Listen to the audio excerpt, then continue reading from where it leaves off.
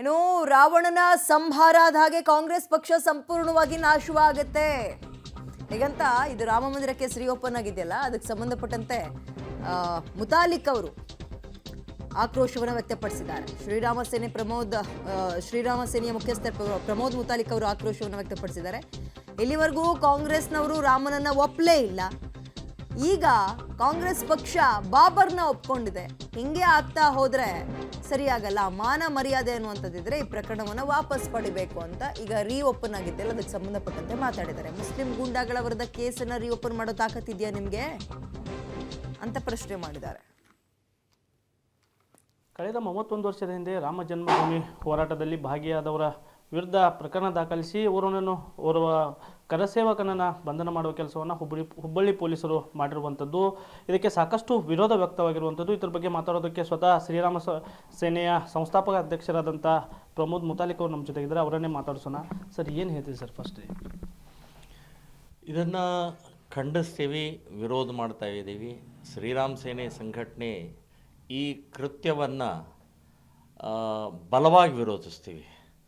ಕಾರಣ, ಈ ಇಡೀ ದೇಶದಲ್ಲಿ ರಾಮಮಯ ಆಗಿದೆ.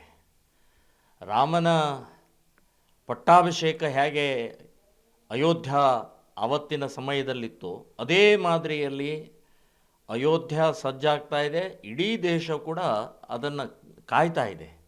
ಸೊ ಆನಂದದ ವಾತಾವರಣದಲ್ಲಿ ಇವತ್ತು 31 ವರ್ಷದ ಹಿಂದೆ ನಡೆದಂಥ ಘಟನೆಯನ್ನು ಮತ್ತೆ ಕೆದಕಿ ಇವತ್ತು ಅತ್ಯಂತ ಕ್ರೌರ್ಯತನದಿಂದ, ಈಗ 30 ವರ್ಷ ಅಂತಂದರೆ ಹೆಚ್ಚು ಕಡಿಮೆ 70-75 ವರ್ಷದ ವಯಸ್ಸಿನವ್ರು ಇರ್ತಾರೆ, ಅವ್ರ ಮೇಲೆ ಕ್ರಮ ತಗೊಳ್ಳೋದು ಇದು ನಾಚಿಕೆಗೇಡಿನ ಸಂಗತಿ ಅಂತನ್ನುವಂಥದ್ದು ಹೇಳ್ತೀನಿ.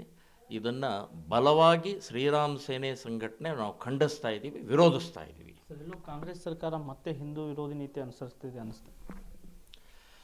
ನೋಡಿ, ಇಲ್ಲಿವರೆಗೆ ಕಾಂಗ್ರೆಸ್ನವರು ಪ್ರಾರಂಭದಿಂದ ಹಿಡಿದು ಇಲ್ಲಿವರೆಗೆ ರಾಮನ ಪರವಾಗಿ ನಿಂತ್ಕೊಳ್ಳೇ ಇಲ್ಲ. ಇವರು ರಾಮನ ಒಪ್ಪಲೇ ಇಲ್ಲ. ಇವರು ಬಾಬರ್ನ ಒಪ್ಪಿದರು. ರಾಮ ಸೇತುವೆಯನ್ನು ಕೂಡ ಇವರು ಒಂದು ನಾಟಕೀಯವಾಗಿ ಅದನ್ನು ಕಡೆಗಣಿಸಿದರು. ಸೊ ರಾಮ ಸೇತುವೆ ಇರ್ಬೋದು, ರಾಮನ ಈ ಕಾರ್ಯ ಇರ್ಬೋದು, ರಾಮಾಯಣ ಇರ್ಬೋದು. ಸೊ ರಾಮ ಮರ್ಯಾದಾ ಪುರುಷೋತ್ತಮ ಅಂತನ್ನುವಂಥ ಏಕೈಕ ವ್ಯಕ್ತಿಗೆ ಮರ್ಯಾದಾ ಪುರುಷೋತ್ತಮ ಅಂತ ಹೇಳಿ ಬಂದಿದ್ದರೆ, ಯಾರಿಗೆ ಆದರೂ ಬಂದಿದ್ದರೆ ಅದು ರಾಮನಿಗೆ.